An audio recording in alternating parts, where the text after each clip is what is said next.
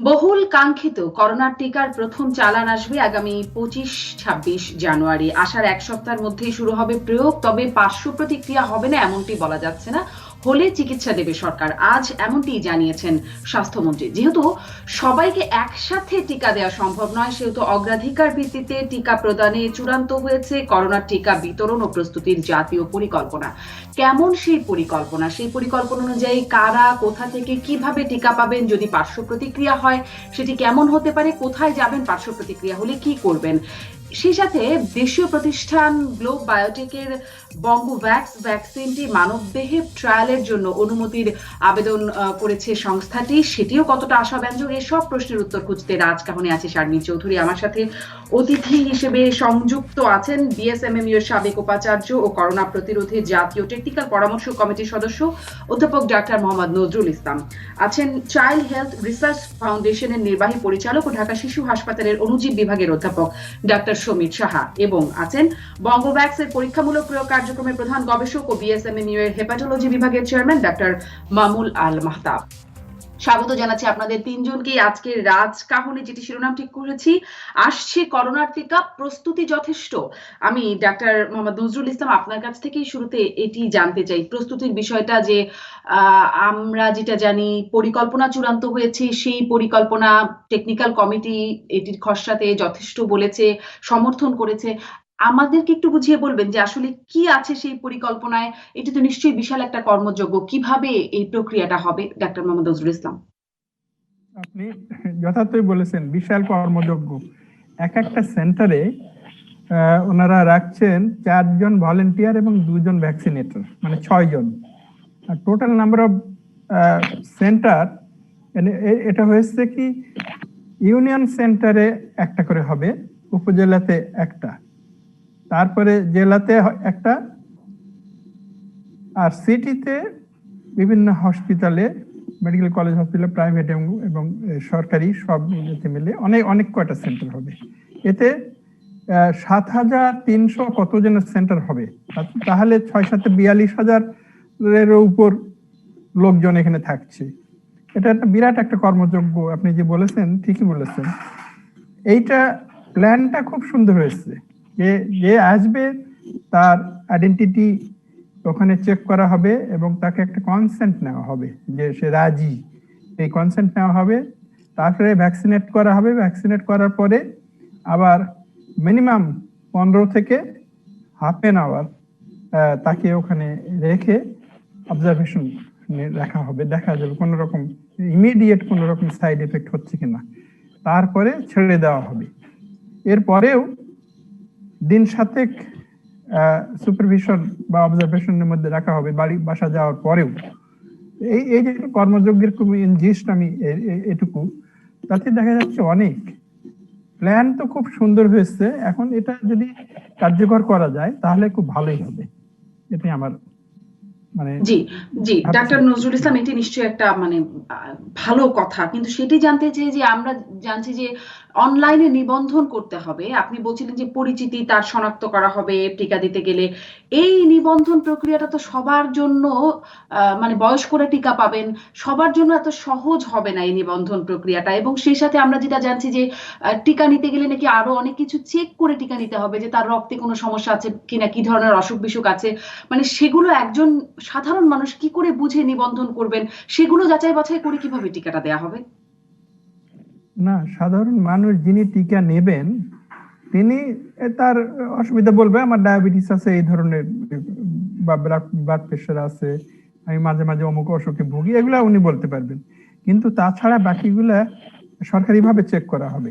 এবং উনি যখন অনলাইনে নিবন্ধন করবেন তখন ওনার কতগুলো আইডেন্টিটি, যেরকম আমার এনআইডি আছে, ওটা চেক করা হবে। তারপরে ওনার অন্যান্য মানে ছোটখাটো যেসব তথ্য সেগুলো চেক করা হবে।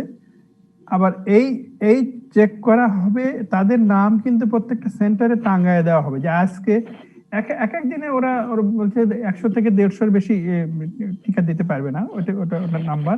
এবং ওই 100-150 জনের নাম কিন্তু ওখানে টাঙ্গানো থাকবে। এখন যিনি যাবেন তিনিও তো তার সেই কার্ডটা নিয়ে যাবেন এবং ওনাদের ওখানে এই কার্ডের কপি থাকবে, ওটা ওনারা চেক করবেন আর কি। চেক করার পরে ভ্যাকসিনেটরে ভ্যাকসিন দিবেন, জি দিয়ে দেওয়ার পরে ডাক্তার নজরুল ইসলাম, তারপরে আর একটা বিষয় যদি একটু ছোট করে বলেন যে পরিকল্পনাটা খুব সুন্দর হয়েছে আপনি বলছিলেন, সেই অনুযায়ী হ্যাঁ প্রস্তুতি কতটা? কারণ আসার 1 সপ্তাহের মধ্যেই মানে শুরু হবে প্রয়োগ জানতে পারছি, ফেব্রুয়ারি প্রথম হ্যাঁ সপ্তাহে সেই হিসাবে সেই প্রস্তুতিটা কি যথেষ্ট হয়েছে? প্রস্তুতিটা এইটা এটা হচ্ছে মারাত্মক কোশ্চেন করছেন। আমরা তো প্ল্যান আপনি আপনি দেখেছেন, আমাদের প্ল্যান কিন্তু খুব সুন্দর হয়, কিন্তু এক্সিকিউশনের সময় আমরা মানে অনেক সময় অতটা করতে পারি না। এবার ওরা চেষ্টা করছে, ডিজি অফিস এবার রিয়েলি চেষ্টা করছে, অনেকদিন আগে থেকেই চেষ্টা করছে।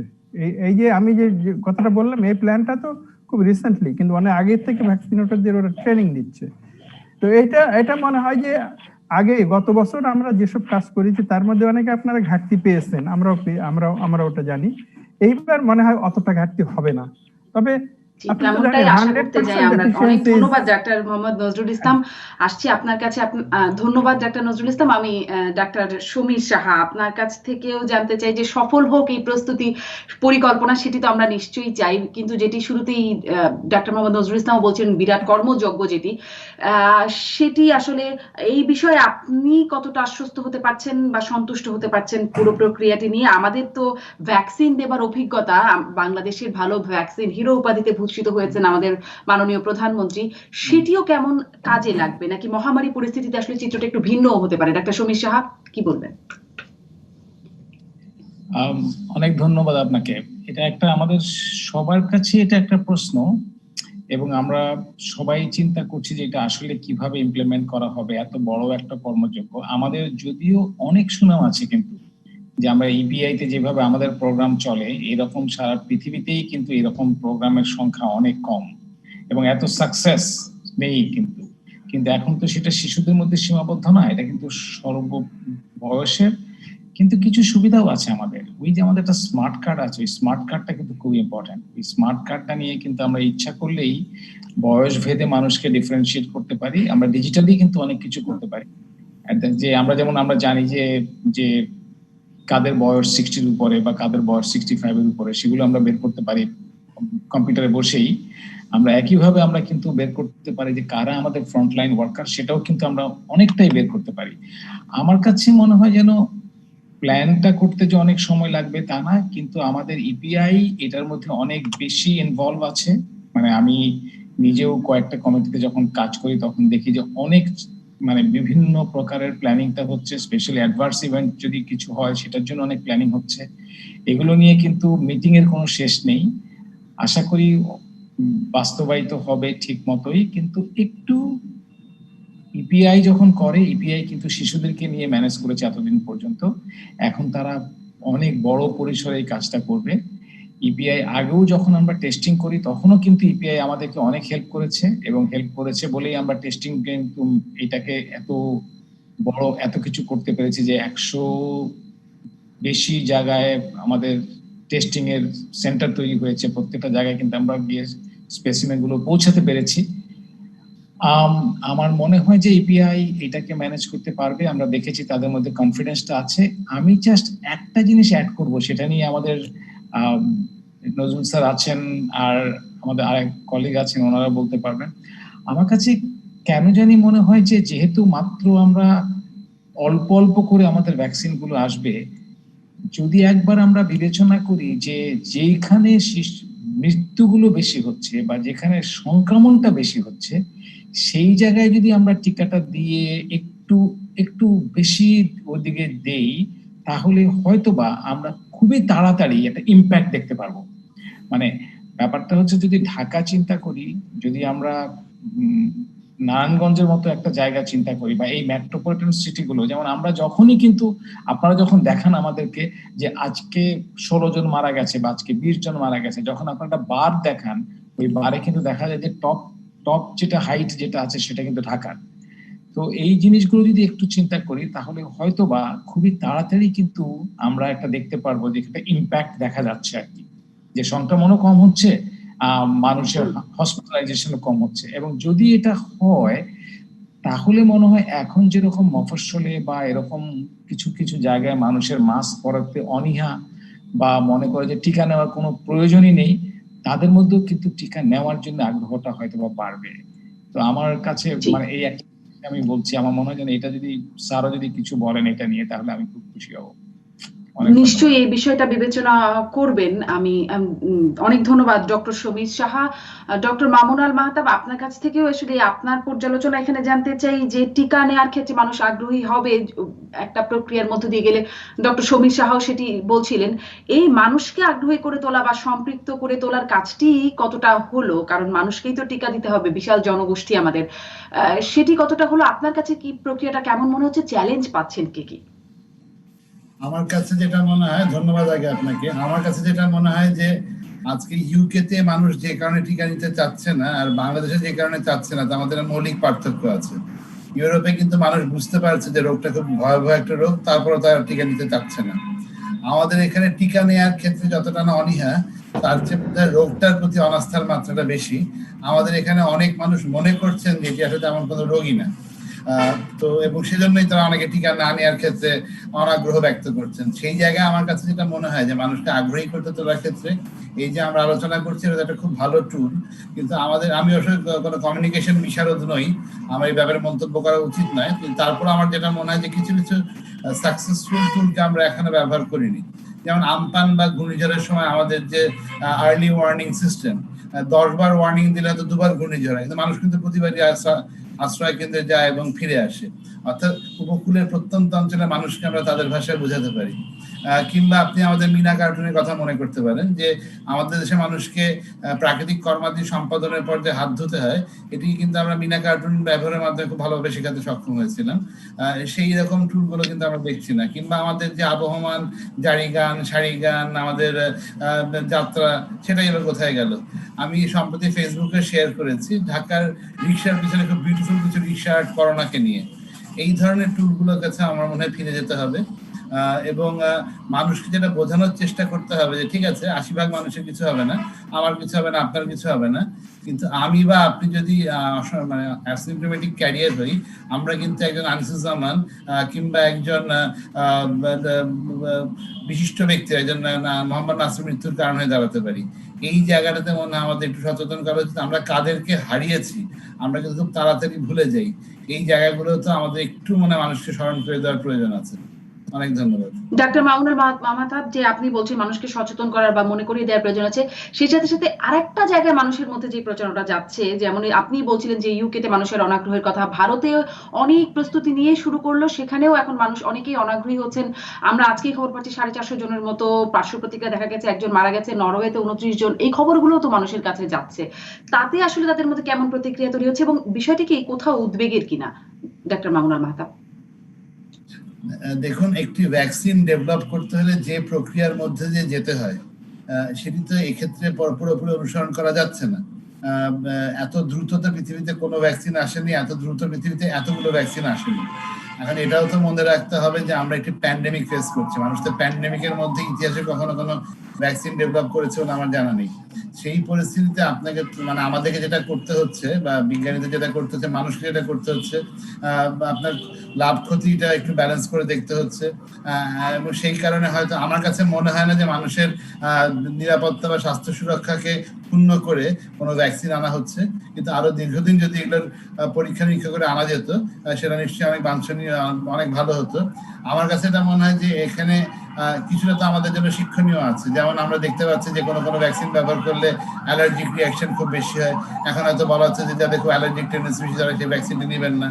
আমরা দেখেছি সম্প্রতি নরওয়েতে 80 বছরের বেশি বয়স্ক মানুষের ক্ষেত্রে ভ্যাকসিনটি একটু মারাত্মক বিপর্যয়ের কারণ হয়েছে, এবং সেক্ষেত্রে হয়তো এরপরে রিকমেন্ডেশন আসবে যে খুব বেশি বয়স্ক মানুষকে এটা দেওয়া যাবে না। এবং এই প্রক্রিয়ায় আমার ধারণা যে আমরা একটা অবস্থায় নিশ্চয়ই উপনীত হবো খুব দ্রুত, যেখানে আমরা জানতে পারবো যে কাদের কাদের ক্ষেত্রে ভ্যাকসিনটা প্রয়োগ আমাদের সতর্ক হতে হবে বা কাদের কাদের আমরা প্রয়োগ করবো না। এবং আমার কাছে যেটা মনে হয় যে এই যে কোভিশিল্ডের যে 20 লক্ষ ডোজ বাংলাদেশে আসবে, এটার ইমার্জেন্সি ইউজ অথরাইজেশনের যে কমিটিটি, সেখানে আমি ছিলাম।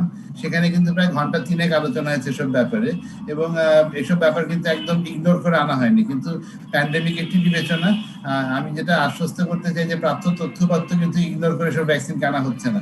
চেষ্টা করা হচ্ছে। যেমন একটি বিষয় এসছে যে বাংলাদেশের মানুষের উপর তো কোভিশিল্ড প্রয়োগ করা হয়নি, তাহলে কেন কোভিশিল্ড দেওয়া হবে, একটু ট্রায়াল করলে কি হতো। এই কোভিশিল্ড কিন্তু ভারতের 1700 নাগরিকের উপর, যেটা আমি ভুল না মনে করে থাকি, প্রয়োগ করা হয়েছে।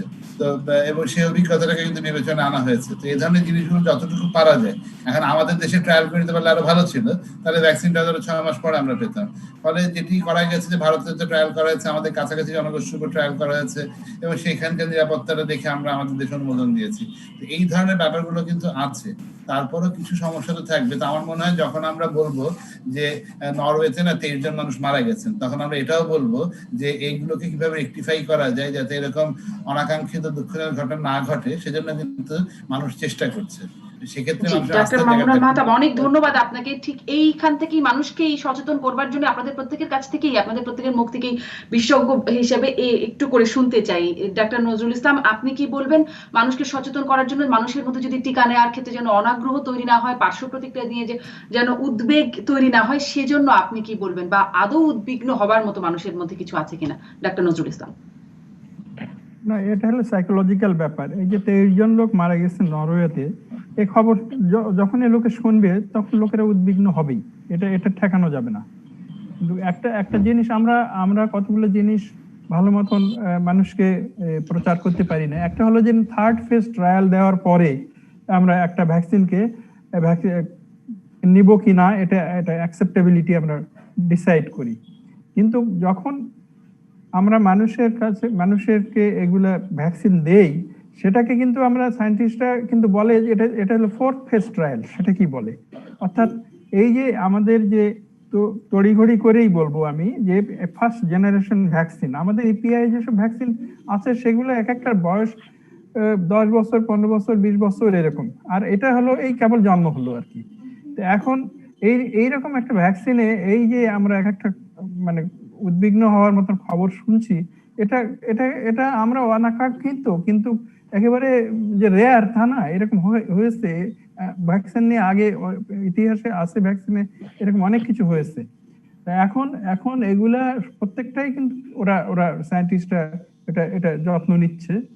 আমাদের দেশে বাংলাদেশের মানুষের একটা সাইকোলজিক্যাল মেকআপ আছে, এইটা আর ইউরোপিয়ানদের আরেকটা। এখন ডক্টর সমীর শাহ ওটা একবার বলেছেন যে ওরাও নিতে চাচ্ছে না, অনেকে নিতে চাচ্ছে না।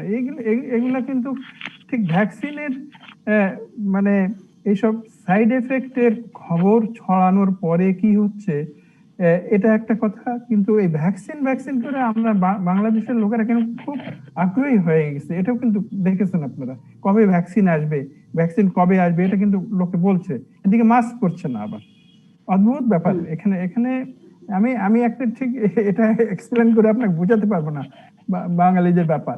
হঠাৎ এমন হুজুগ উঠবে, আর ভ্যাকসিন নিও না, ওখানে মরে গেছে, এরকম একটা হতে পারে। মানে এগুলা আপনারা ভালো বুঝবেন।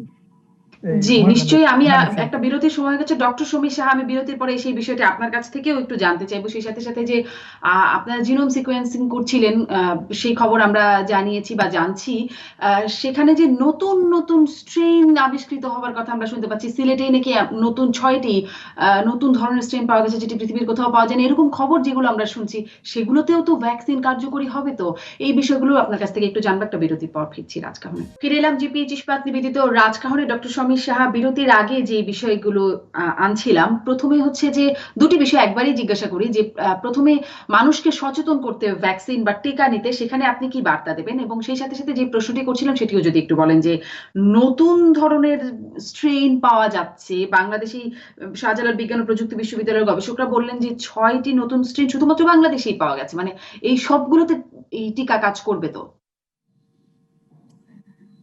আগের কথাটা বলি, যেখান থেকে আমরা স্যার যেখানে বলেন যেটা শেষ হলো, ওখান থেকে বলি যে আমরা খুবই নেদারল্যান্ডে আমরা অনেক বেশি চিন্তিত হয়ে পড়েছিলাম, এবং এটা নিয়ে অনেক বড় আমরা অনেক কথা বলছি। কিন্তু এটাও মনে রাখতে হবে যে ইউকেতে ওর থেকে অনেক বেশি মানুষ টিকা পেয়েছেন, এবং তারা কিন্তু 80 বছরের ঊর্ধ্ব যারা, 80+ যারা, তাদের ওখানেই কিন্তু টিকা দিয়েছে। আমরা কিন্তু সেখানে কোনো অ্যাডভার্স ইভেন্টের এরকম কোনো নিউজ পাইনি। অ্যাডভার্স ইভেন্ট মানে মৃত্যুর কোনো অ্যাটলিস্ট খবর পাইনি। এবং তারা মোটামুটি শেষ করে ফেলছে কিন্তু সবাইকে টিকাটা দিয়ে, কারণ ওইদেরকেই সবচেয়ে বেশি প্রায়োরিটি দিচ্ছে। সুতরাং এই জিনিসগুলো, এই মেসেজগুলো কিন্তু মানুষের কাছে দেওয়া উচিত, যাতে করে মানুষ এটা বুঝতে পারে যে এটা কনফিডেন্সটা আরো অনেক বেশি হয়। আরেকটা হলো যে এই কনফিডেন্সটা কিন্তু বাংলাদেশের জন্য খুব একটা প্রয়োজন নেই, কারণ বাংলাদেশের মানুষের কিন্তু এটাকে আমরা হলো ট্রু প্রো ভ্যাকসিন যদি কোনো পপুলেশন থাকে পৃথিবীতে, বোধহয় সেটার মধ্যে সবচেয়ে ভালো হলো বাংলাদেশ। তো এটা নিয়ে অনেক চিন্তার কারণ নেই। এই পর্যন্ত বোধহয় 4 কোটি মানুষকে আমরা টিকা দিয়েছি, তার মধ্যে কিন্তু কয়েক লক্ষ, বোধহয় 3 লক্ষ বা এরকম কিছু একটা মানুষের অ্যাডভার্স ইভেন্ট হয়েছে। কিন্তু অ্যাডভার্স ইভেন্টের কথা চিন্তা করতে হবে যে মানুষের যদি একটু জ্বর হয় বা যদি একটু কাঁপুনি দিয়ে জ্বর আসে, তখনও কিন্তু এগুলোকে আমরা অ্যাডভার্স ইভেন্ট বলি। তার মানে এই সংখ্যাটা কিন্তু অনেক কম। সুতরাং এটা চিন্তা করতে হবে আমাদেরকে, প্রত্যেকটা জিনিস চিন্তা করে। আরেকটা জিনিস হলো যেটা স্যার একবার বলেছেন, তারপরও স্বপন ভাইও বলেছেন, সেটাও একটা ইম্পর্টেন্ট ব্যাপার, যে ভ্যাকসিন গুলো আগে আমরা 5 বছরে পেতাম, সেই ভ্যাকসিন গুলো কিন্তু আমরা বা 6 বছরে 7 বছরে পেতাম, সেই ভ্যাকসিনটা কিন্তু আমরা 5 মাস 6 মাসের মধ্যে কিন্তু এনে মানুষকে বাঁচানোর জন্য কিন্তু আমরা চেষ্টা করছি। তো এটা যদি আমরা শেষ করি, পরের যে আপনার কথাটা সেটাও আরেকটা ইম্পর্টেন্ট, এবং এটা মানুষকে বলা উচিত। ভাইরাস আসবে, ভাইরাসের মিউটেশন হবে, ভাইরাস মিউটেশন না হলে মনে করতে হবে ওই ভাইরাসটা অচল হয়ে গেছে, ওটা কাজ করে না, বিকজ ভাইরাস তো তার মিউটেশন হবেই। এবং যদি মনে করেন যে আপনি মিউটেশন হয়, তাহলে আপনি ইনফ্লুয়েঞ্জার মিউটেশনের কথা চিন্তা করেন। এতই মিউটেশন হয় যে প্রতি বছর কিন্তু আমেরিকানরা নতুন নতুন করে ভ্যাকসিন তৈরি করে। তার জন্য কিন্তু আমরা পাগল হয়ে যাইনি, অস্থির হয়ে যাইনি, কিছু হয়নি। তুলনামূলকভাবে যে করোনা যে SARS-CoV-2 সেটা কিন্তু স্লো মিউটেশন চেঞ্জ হয়, অনেক স্লো, মাসে 2টো মিউটেশন হয় ইন অ্যাভারেজ, এবং সেটার জন্য আমাদের এত বেশি চিন্তিত হওয়ার কোনো কারণ নেই কিন্তু। এবং যেই টিকাগুলোতে মিউটেশন হচ্ছে, মিউটেশন গুলো হয় দেখেই কিন্তু আমরা এদেরকে ট্র্যাক করতে পারি। আমরা কিন্তু বলতে পারি কোন ভাইরাসটা সৌদি আরব থেকে এসে আমাদের কাছে এসছে, কোনটা ইটালির থেকে আমাদের কাছে আসছে, কোনটা ইটালির থেকে সৌদি আরব গেছে বা সৌদি আরব থেকে ইটালি থেকে সেখান থেকে বাংলাদেশে আসে, কিন্তু বলতে পারি তার এই যে চেঞ্জ গুলো হয় সেগুলো দিয়ে আমরা বুঝতে পারি। এবং এটার জিনিস এরকম না যে তার মানে এটা একদমই বোধহয় কিছু বিকল হয়ে গেল, বিকল হতেই পারে। সে জায়গাটা যদি আমি আসি, যেটা আমরা ইউকের কথা বলছি সেটা দিয়ে আমরা খুবই চিন্তিত ছিলাম, সেটা স্প্রেড করছে। কেউ কিন্তু বলেনি যেটা অনেক বেশি ভিরুলেন্ট হয়ে গেছে, সেটার জন্য অনেক মানুষ মারা যাচ্ছে। এবং সেই যে স্প্রেড করার ব্যাপারটা, সেটাও কিন্তু অনেকটা ইনভিট্রোর উপর ডিপেন্ডেন্ট। এবং আরেকটা জিনিস মনে করিয়ে দিই, সেপ্টেম্বর মাসে তারা এই ভাইরাসটাকে পেয়েছে, এই মিউটেশনটা, যেটাকে তারা বলছে যে অনেক বেশি স্প্রেডিং, তারা কিন্তু এটাকে ডিক্লেয়ার করেছে ডিসেম্বরে। এবং তারা কিন্তু ডিসেম্বরের নভেম্বরের লাস্ট ফেজ পর্যন্ত তারা বলছিল যে তাদেরকে বড়দিনের সময় তারা তাদেরকে 1 সপ্তাহের জন্য ফ্রি করে দিবে। তখনও কিন্তু তাদের চিন্তা করেনি যে এই ভাইরাসটা এরকম কিছু হতে পারে, ডিক্লেয়ার করেনি। কিন্তু যখন তারা প্রমাণ করতে পেরেছে যে এটা এইভাবে 50%-এর বেশি বা 70%-এর মতো স্প্রেড করে যায়, তখন বলেছে যে না, কাউকে কোথাও যেতে দেওয়া হবে না। আমরা যেটা ভুল করেছি, আমরা হঠাৎ করে নিজেরা বলে দিলাম যে আমাদের দেশে কিন্তু এটা চলে আসছে। আমরা চেষ্টা করেছি, যখনই এটা শুনেছি আমরা যেটা বলে যে আমরা সিকোয়েন্সিং করি, আমরা রেগুলারলি সিকোয়েন্সিং করছি, বাট ভেরি সিলেক্টিভ, এবং কাদের কাছ থেকে সিকোয়েন্সিং করব সেটা প্ল্যান করে করছি। আমরা যতগুলো 700-র মতো স্ট্রেন আছে যেগুলো আপলোড করা হচ্ছে নেক্সট ট্রেনে, আমরা সেখানে গিয়ে প্রত্যেকটাকে স্ক্রিন করেছি প্রথম সারাদিন বসে। তার পরের দিন কিন্তু আমরা ডিক্লেয়ার করছি না, আমাদের এখানে ওই ইউকে স্ট্রেন এখানে এখনো আসেনি। সুতরাং এটা এখনো আসেনি, এটা নিয়ে আমরা এখনো চিন্তা করছি না। এবং এটি নিশ্চয়ই একটা স্বস্তির ব্যাপার যে ইউকে সেই ভয়ঙ্কর বা বেশি সংক্রামক স্ট্রেনটি আসেনি। কিন্তু আমাদের মানে তারপরে নতুন নতুন স্ট্রেনের যে খবর পাচ্ছি, ডক্টর সমীক্ষা একদম সংক্ষেপে একটু বলবেন যে তবুও আমাদের দেশে এখন শনাক্তের হার কমছে, হাসপাতালে রোগীর সংখ্যা কমছে, সেখান থেকে আমরা একটা স্বস্তির জায়গায় এসছি বলে মনে হয়। একরকম নিয়ন্ত্রণেই চলে এসছে কিনা। বিশ্ব স্বাস্থ্য সংস্থাও আমাদেরকে অ্যাপ্রিসিয়েট করে প্রধানমন্ত্রীকে চিঠি পাঠিয়েছেন, স্বাস্থ্যমন্ত্রী তেমনটি জানাচ্ছিলেন। আমি একদমই একমত। আমরা কিন্তু যখন দেখি যে আপনাদের নিউজে যখন দেখি, যখন সরকারের থেকে আপনারা পান যে আস্তে আস্তে কমছে, আমরা তখন আমাদের ল্যাবে যখন আমরা যেগুলো সিকোয়েন্সিং গুলো যেগুলোকে আমরা ডিটেক্ট করি, তখন দেখি আধেকের থেকে পজিটিভিটি রেট একদম মিলে যায়। কিন্তু এই পজিটিভিটিটা ওইভাবেই কমে যাচ্ছে, এবং কমে যাওয়ার প্রেক্ষিতে তখনই কিন্তু আরো অনেক বোঝা যায় যে ওই যে ইউকের যে চিন্তা যে অনেক বেশি স্প্রেড হয়ে যাবে, সেটা যে আমাদের দেশে হচ্ছে না সেটাও কিন্তু বোঝা যাচ্ছে। আমরা আশা করি, আমরা এখনো মৃত্যুটা দেখে আমাদের এখনো মন খারাপ থাকে, আমরা আশা করি সেটাও কমে যাবে। এবং জি, খুবই নিশ্চয়ই বেশি ডক্টর সমীর সাহা, অনেক ধন্যবাদ আপনাকে। আমি ডক্টর মামুন আল মাহতাব, আপনিও এই প্রসঙ্গে নিশ্চয়ই একটু বলবেন যে আমাদের জন্য স্বস্তির বিষয় কিনা। সাথে সাথে সেই আবার ফিরে যাই টিকার প্রস্তুতির জায়গাটা, আমরা শুনছিলাম যে সরকারিভাবে যেটি দেওয়া হবে সেটি খুব স্বচ্ছ বা সুন্দর একটা পরিকল্পনা হয়েছে, বেসরকারিভাবেও দেবার কথা আমরা জানতে পারছি, বেসরকারি সেটিও নীতিমালার অধীনেই হবে বলে স্বাস্থ্যমন্ত্রী আজকে জানাচ্ছেন। সেখানেও কি আমরা আশ্বস্ত হতে পারি কিনা, সেই প্রক্রিয়াটাতেও সম্পর্কে আস্থা পাওয়া যাচ্ছে কিনা? কারণ শাহেদ সাবরিনারা আবার ভেজাল টিকা নিয়ে চলে আসবে এরকম একটা দুশ্চিন্তাও করছেন কিনা ডাক্তার মামুন আল মাহতাব? না, সেই দুশ্চিন্তা আমি করছি না, কারণ এখানে তো বেসরকারি খাতেও যে টিকাটি বিতরণের জন্য আসবে সেটিও তো রেগুলেটরি অথরিটির মাধ্যমেই আসবে। আপনি তো এটা তো ব্যাগে করে কেউ টিকা নিয়ে আসতে পারবেন। কাজেই আমার কাছে মনে হয় যে যদি আমরা সেই জায়গাটা নিয়ন্ত্রণ করতে পারি তাহলে সেটা কোনো সমস্যার কথা না। কাজেই যখন বেসরকারি খাতকে টিকাটি দেওয়ার সুযোগ দেওয়া হবে এই ব্যাপারটা একটু সতর্ক থাকতে হবে। যেমন আপনি যে শাহেদ বা সাবরিনার কথা বললেন, ডক্টর সমীর সাহার যে ল্যাব সেটি কিন্তু একটি প্রতিষ্ঠিত পিসিআর ল্যাব। সেই ল্যাবে কি ধরনের কাজ এটা ডাক্তাররা সবাই জানে। কিন্তু যখন শাহেদ বা সাবরিনারা পিসিআর ল্যাব চালু করেছিল আমাদের মধ্যেও একটা অবাক হওয়ার বিষয় ছিল যে এরা কি করে পিসিআর ল্যাব চালু করলো। যারা এইসব বিষয়ে সম্পৃক্ত তাদের সাথে একটু কথা বললেই কিন্তু ধারণা করা যেত যে কারা কি করতে পারবে, কাদের কি সক্ষমতা আছে। এর জন্য কিন্তু কোনো তদন্তের প্রয়োজন ছিল না। তো এই ক্ষেত্রে খুব বেশি প্রস্তুতি দরকার নেই।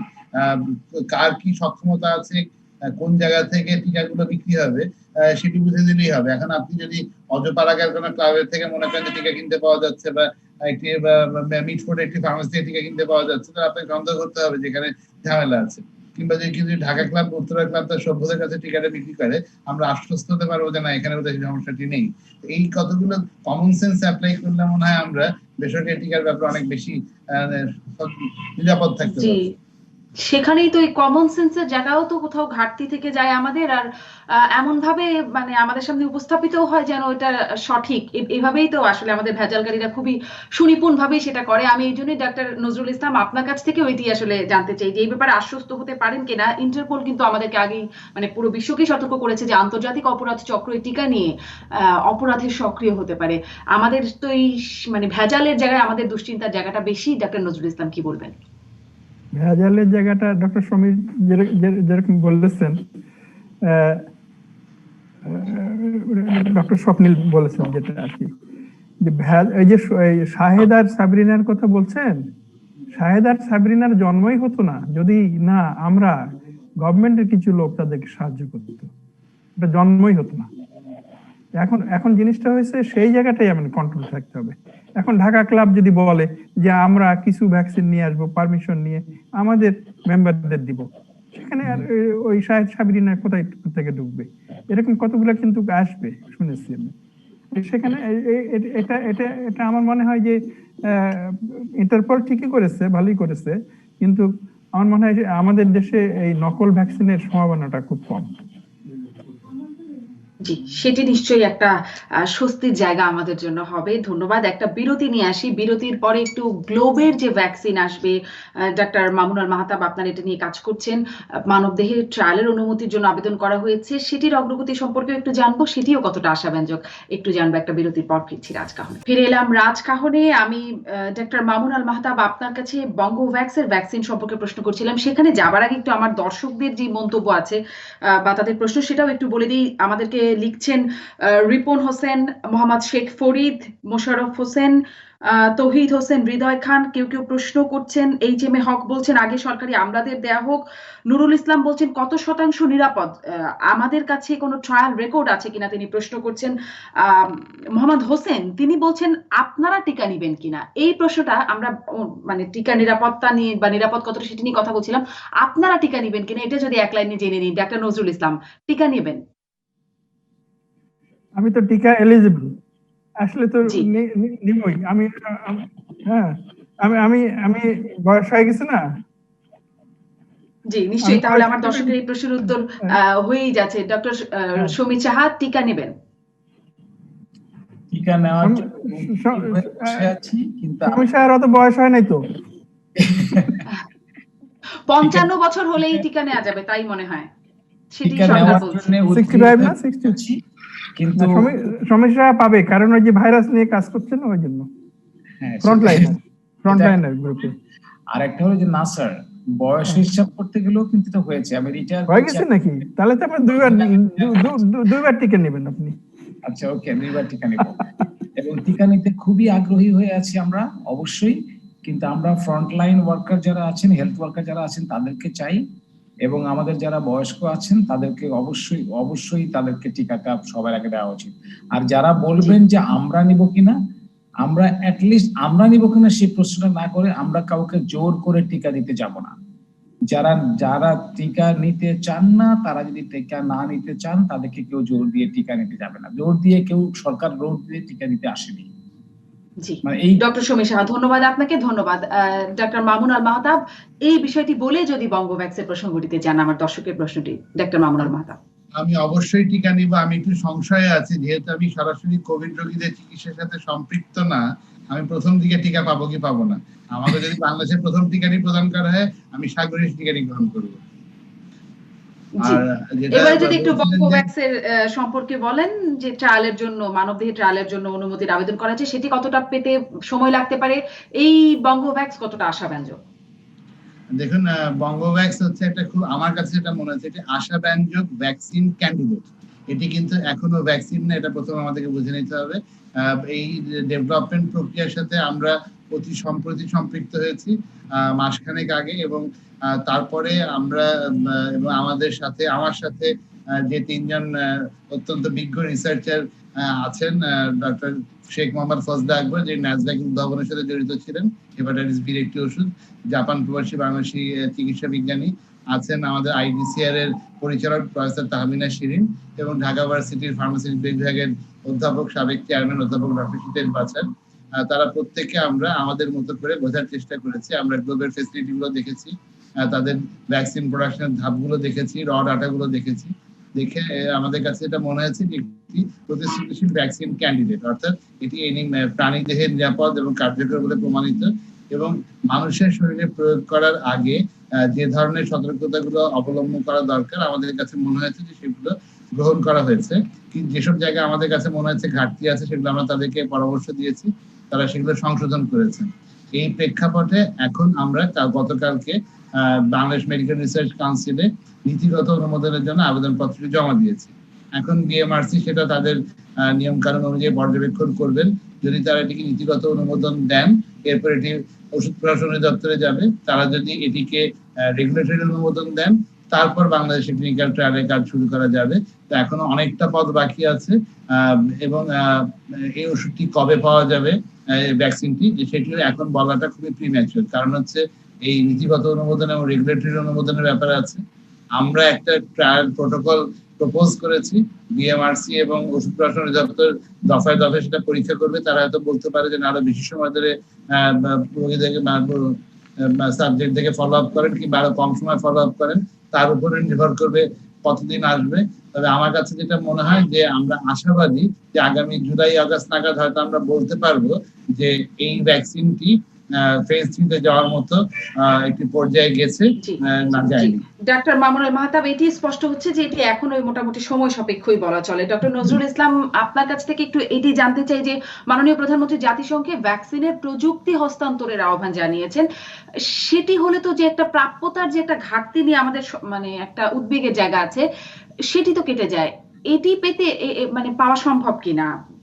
ভ্যাকসিনের প্রযুক্তি বিভিন্ন দেশ যেমন ফাইজার, অ্যাস্ট্রাজেনিকা যারা আবিষ্কার করছে, সেটি আমরা পেতে পারি কিনা?